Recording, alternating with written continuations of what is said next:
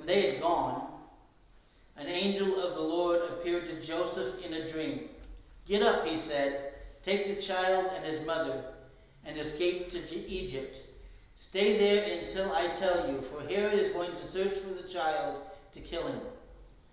So he got up, took the child and his mother during the night, and left for Egypt, where he stayed until the death of Herod. And so was fulfilled what the Lord had said through the prophet, "Out of Egypt I called my son."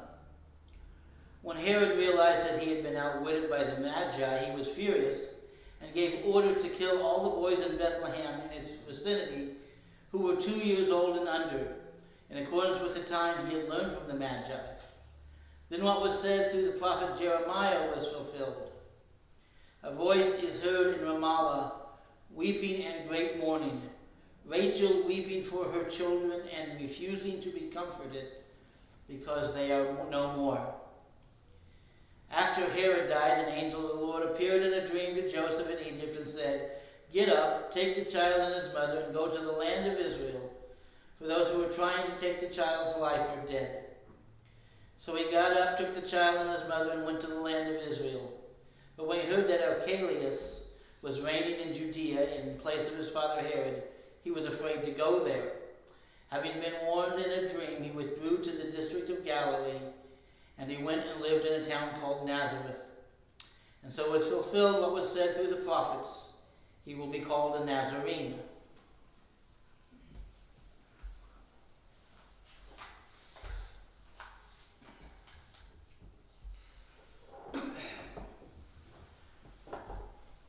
When the song in the night is still, when the star in the sky is gone, when the shepherds and the wise men have made their way home, that's when the work of Christmas has begun.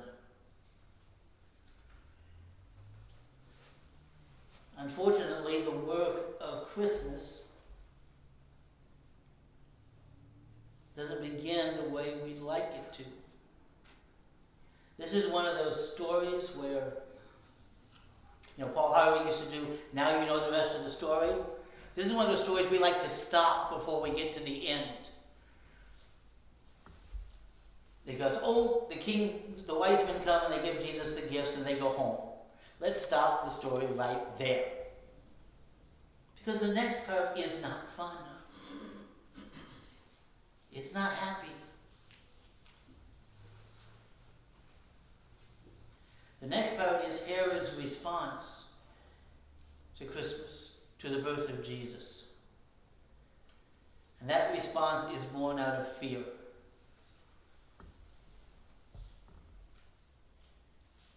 Herod, not liking the other idea of another king being born, orders the death of anyone who could be that king.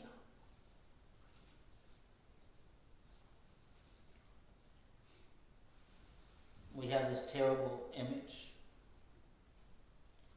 Soldiers coming into town, going into houses and looking for boys 2 years and under and killing them. We can imagine the pain of those mothers. We can imagine it more than we want to, because the death of innocent children is a thing that still happens in our country. From Sandy Hook to Uvalde, we've seen it. Reasons weren't the same, but we've seen the emotion, the pain. This is magnified. This is all male children in an entire town under a certain age wiped out. Now, I used to think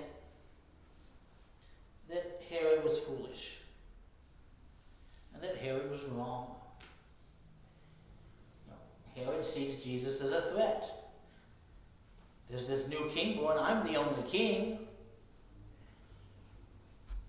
And we know that Jesus was still a child when Herod died, so By the time Jesus could possibly be a threat, Herod wasn't even in the picture anymore. Now you think how wrong and how foolish and how stupid Herod was.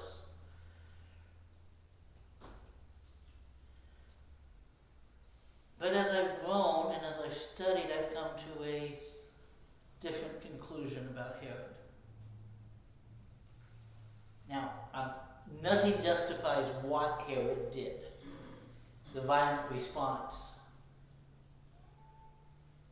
But that violence was born out of fear. And Herod had good reason to be afraid of Jesus. Now, he was afraid of Jesus for the wrong reason. He was afraid of Jesus because he thought that somebody was going to raise an army in Jesus' name and kick him off the throne and put Jesus on the throne. Herod didn't understand. We know this in the Gospel of John, when John says the light came into the world and the darkness did not understand it. What does that mean? Darkness didn't understand the light. Evil not understanding good. And I found that to be true. Evil and people who do evil have a difficult time understanding good.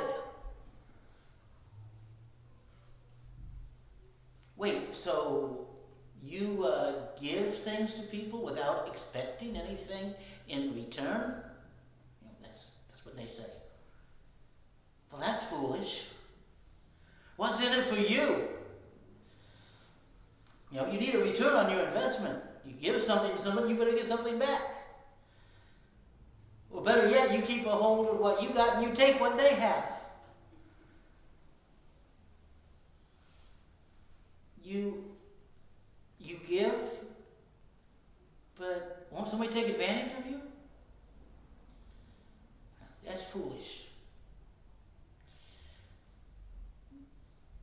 One of my favorite lines from a movie is actually from Mel Brooks' movie Spaceballs. And the two main characters are fighting. The spoof on Luke Skywalker and the spoof on Darth Vader are fighting. And Darth Vader goes, "Your shoe's untied." And the character looks down and he goes, "Ha! Evil will always win because good is dumb." That's the understanding evil has of good. It's dumb, it's foolish.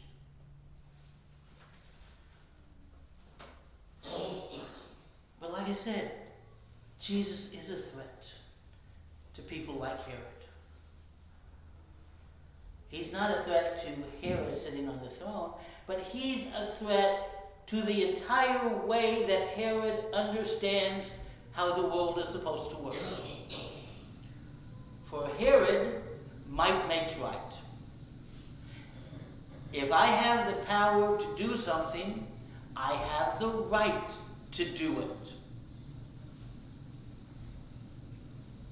You know, why did you do that? Because I could.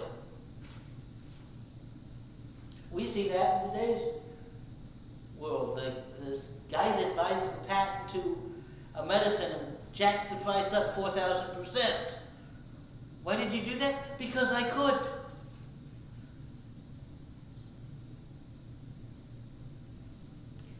That's their only sense of morality.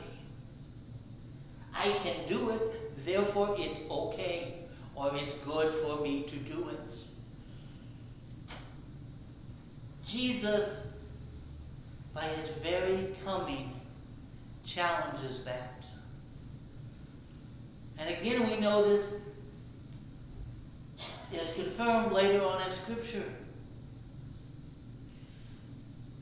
When the devil is tempting Jesus and he takes him up to a mountain and he shows him all the kingdoms of the earth.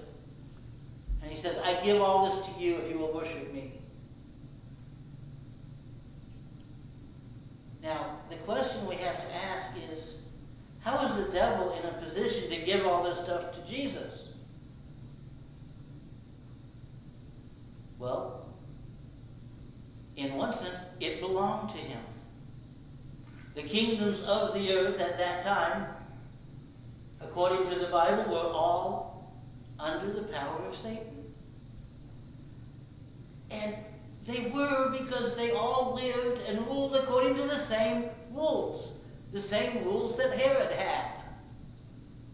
I'm the king. I say so. That makes it okay. And I can do whatever I want because I can do it.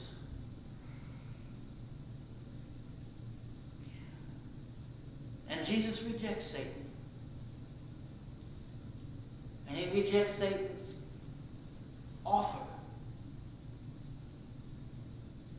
And when he rejects Satan, he's in effect saying, I'm not going to take those from you because they weren't yours to begin with. You stole them. And I'm not going to take stolen goods. I'm going to win them back. Jesus condemns every earthly kingdom that operates under the same rules that Herod operated under. He's not just a threat to the kingship of Herod. He's a threat to every king that rules the way Herod did.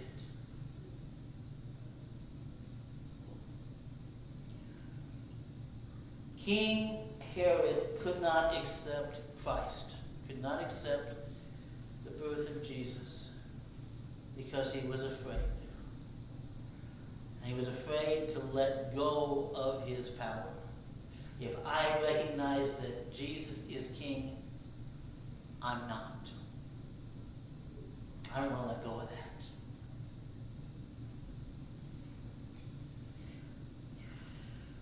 What is it in our lives that we hang on to the way that Herod tried to hang on to power? Now, obviously, not to that extreme. What is it that we need to let go of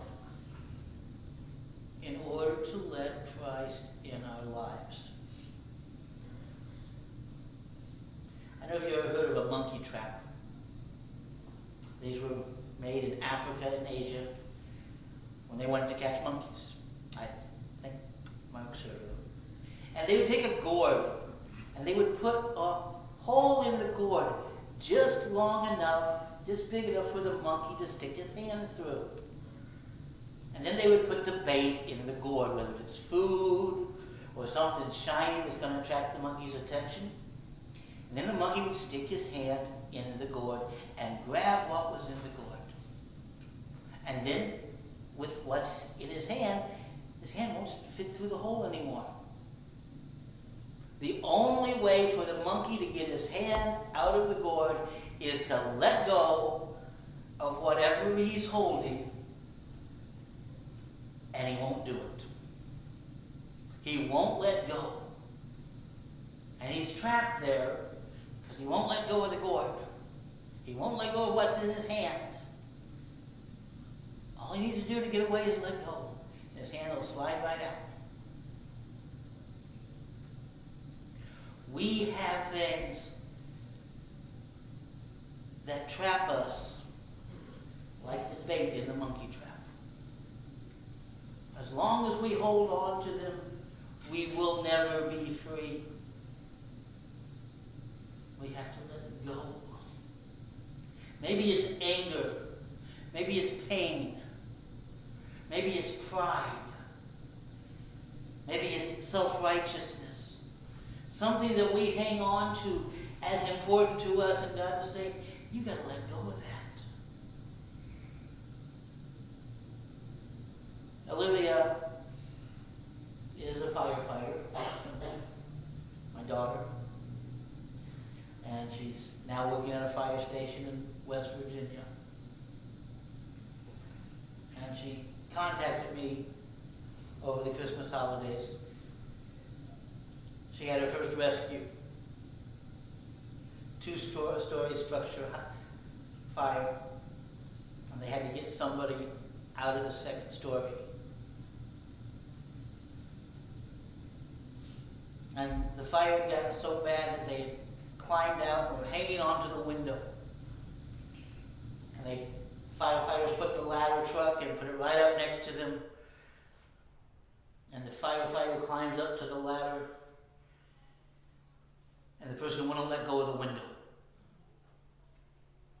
They were so afraid of falling that they wouldn't let go of the window, and the firefighter couldn't get them onto the ladder until they let go. And another firefighter had to climb up the ladder with them so that one of them could hold onto the victim while the second person knocked them off of the window. Now,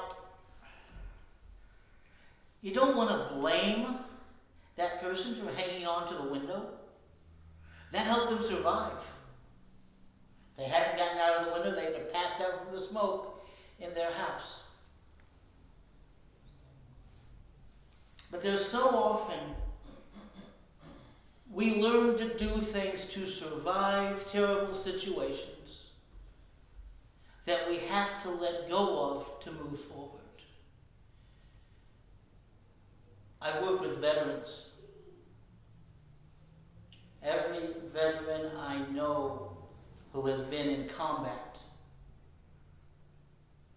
has told me that the rules for being a soldier in a combat zone are so different than the rules for living in a peaceful society that readjusting is a struggle. And he says, anybody that tells you they don't struggle, they're lying. Because you learn to do things to cope with a terrible situation. And in order to survive, you have to do these things. People who live on the street have to do certain things to survive. And that's why many of them who have lived there for a long time have trouble adjusting when they get housing. Because the rules changed. And the things that they did to survive are wrong.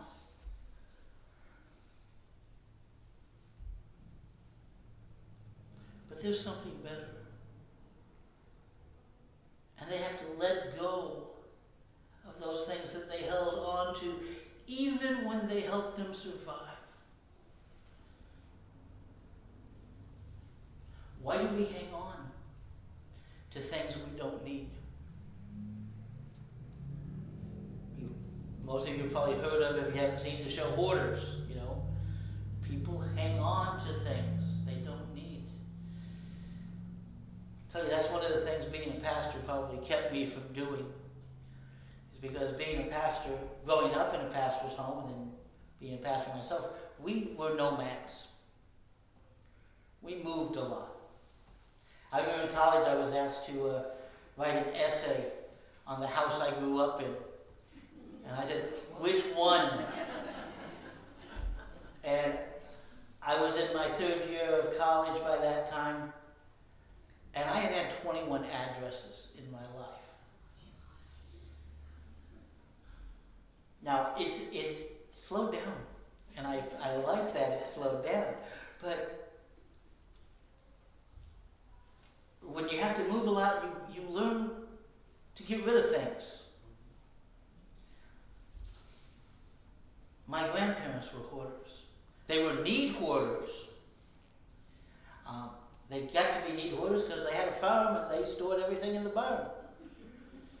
And when my grandmother died and we were cleaning out the barn, we found a box of checks, a box of canceled checks. Every canceled check, every check she had ever written in her life, she had stored out in the garage. They were in the barn. Hung on to them. Might be audited someday, you know.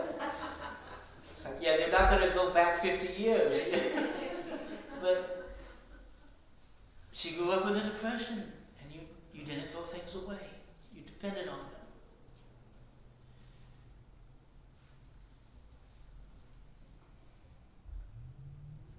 Learn to let go. Not just things of earth, but spiritual things. Things that hold you back. Things that weigh you down. Things that keep you from responding to Christ. Yes, God, I'd love to serve you, but I need this.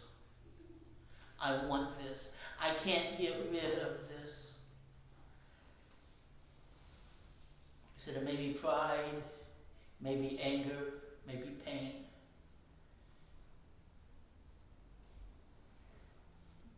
What you're asked to reach for, what you're asked to grasp after you let go of that is so much better than what you're hanging on to.